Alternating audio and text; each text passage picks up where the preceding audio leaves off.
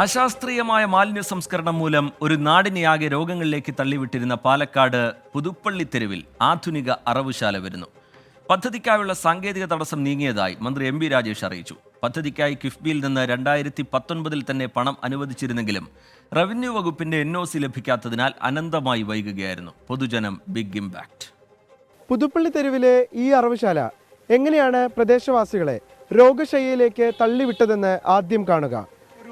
അറവുശാല ഒരു നാട്ടിൽ ഉണ്ടാക്കുന്ന പ്രശ്നങ്ങളെ പറ്റിയുള്ള റിപ്പോർട്ടാണത്. തീരാ ദുരിതത്തിലേക്കാണ് ഈ ജനകീയ വാർത്താ മണിക്കൂർ നമ്മളുടെ എല്ലാവരുടെയും ശ്രദ്ധ ക്ഷണിക്കുന്നത്. പാലക്കാട് പുതുപ്പള്ളി തെരുവിലുള്ള അറവുശാലയിലെ അശാസ്ത്രീയ മാലിന്യ സംസ്കരണം പ്രദേശവാസികളിൽ പലരെയും രോഗികളാക്കിയിരിക്കുകയാണ്. ആ റിപ്പോർട്ടിലേക്ക് നമുക്ക്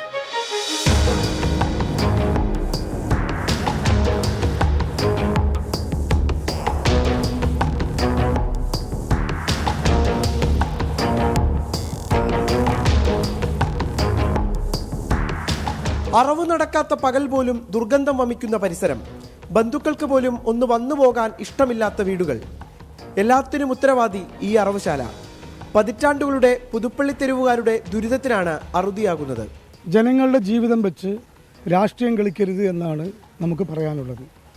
BJP ഭരിക്കുന്ന നഗരസഭയാണെങ്കിലും ആശയക്കുഴപ്പം സൃഷ്ടിച്ചുകൊണ്ട് ഈ വരുന്ന പദ്ധതിയെ അട്ടിമറിക്കാനുള്ള നീക്കങ്ങൾ നടക്കുന്നുണ്ട് എന്നാണ് മനസ്സിലാവുന്നത്.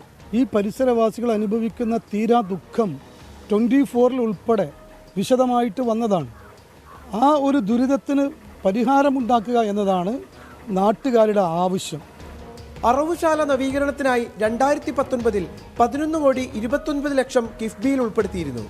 നവീകരണ പ്രവർത്തനങ്ങൾ തുടങ്ങാനിരിക്കെയാണ് റവന്യൂ വകുപ്പ് തടസ്സവാദങ്ങളുമായി എത്തിയത്. 70 ലക്ഷം രൂപ പ്രതിവർഷം റവന്യൂ വകുപ്പിന് നഗരസഭ വാടക ഇനത്തിൽ നൽകണമെന്നാണ് പ്രധാന നിബന്ധന. മന്ത്രി എം. രാജേഷിന്റെ അധ്യക്ഷതയിൽ ചേർന്ന ഉന്നതതല യോഗത്തിലാണ് അറവുശാലയ്ക്കായുള്ള നടപടിക്രമങ്ങൾ വേഗത്തിലാക്കാൻ തീരുമാനമായത്. ഇതിന്റെ ഭാഗമായി അറവുശാല പ്രവർത്തിക്കുന്ന 142 സെന്റ് ഭൂമി തുടർന്നും റവന്യൂ വകുപ്പിൽ നിന്ന് ലഭ്യമാക്കും. ഭൂമിയുമായി ബന്ധപ്പെട്ട രേഖകൾ ലഭിക്കുന്ന മുറയ്ക്ക് പ്രവൃത്തിയും ആരംഭിക്കും.